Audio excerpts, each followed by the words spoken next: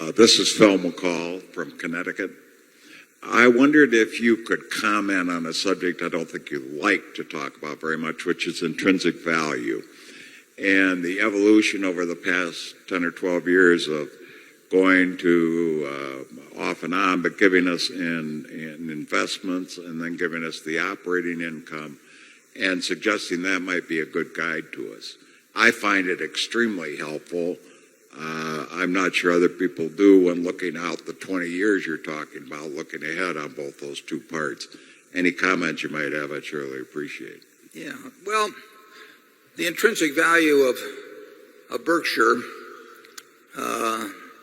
like any other business, is based on the future amount of cash that can be expected to be delivered by the business between now and Judgment Day, discounted back at the proper rate. Now, that's pretty nebulous.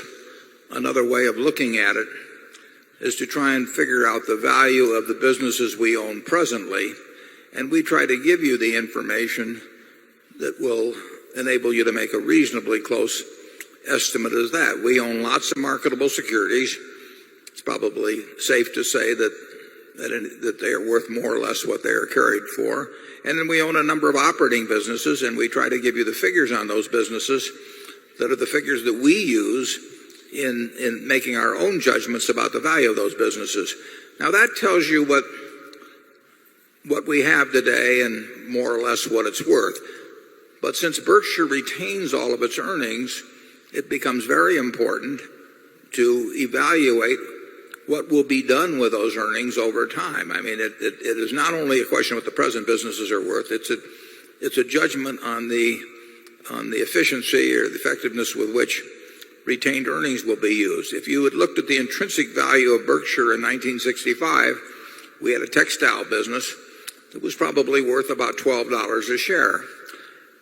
But that was not the only part of the equation, because we intended to use any cash generated to try and buy into better businesses than we had, and we were fortunate enough to be able to buy in the insurance business in 1967 and build on that. So it was not only a combination of the business we had, but the skill with which retained earnings would be used that determined what the present value actually should have been at Berkshire going back that far. It's the same situation today. We will put to work billions and billions of dollars this year, next year, the year after. If we put that to work effectively, each dollar has a greater present value than a dollar has simply in cash or distributed. If we do it ineffectively, it has a value of something less. The businesses today, we have, whatever the figure is in the annual report, roughly $80,000 in marketable securities. If our insurance business breaks even, that $80,000 is free to us in terms of using it. And we have a group of operating businesses, and we show their earnings in the report, and we're going to try and add to those, and they'll try to add to their earnings. But if Charlie and I were each right now to write down on a piece of paper what we think the intrinsic value of Berkshire is, our figures would not be the same. They'd be reasonably close. I think with that, I'll turn it over to Charlie. Yeah, what's hard to judge at Berkshire is the likelihood that you'll have anything like the past to look forward to in the future. Berkshire has gotten very extreme in terms of investment results. In fact, it's gotten so extreme that it's hard to think of another similar precedent in the history of the world. And the balance sheet is gross considering the small beginnings of the place. Now, what on earth has caused this extreme record to go on for such a very long time? I would argue that the young man who was reading everything he could read when he was 10 years old became a learning machine, and he got a lot of power early, and then he got a very long run when he kept learning.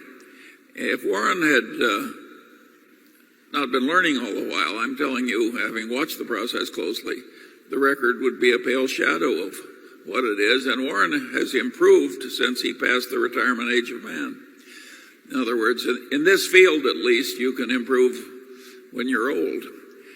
Now, most people don't even try and create that kind of a record. They pass power from one 65-year-old to one 59-year-old and then do it over and over again. But you get an enormous advantage from practice in this field. And so what happened accidentally in the case of Warren has helped you shareholders greatly because you had this long run with power extremely concentrated and with the man holding the power being a ferocious learner. Our system ought to be more copied than it is. This idea of passing the power from one old codger to another in a settled way is not necessarily the right system at all. We have a very strong culture now of rationality, of being owner-oriented that will go on long after I'm not around. And we have the talent on the operating side in place to do a lot of wonderful things over time.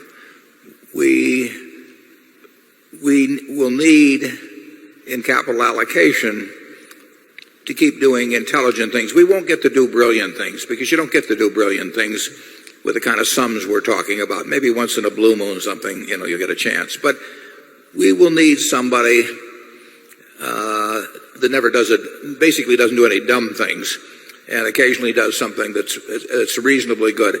That can be done. And we're on that road already. It is not fitting into this organization as an investment officer or a capital allocator. You're getting in the right vehicle. It has the right standards. It will reject ideas that really are irrational. I've been on a lot of boards. Charlie's been on a lot of boards. You would be amazed at the number of things that are responding to animal spirits rather than the rationality that take place. And we have our animal spirits, but we devote them to other areas.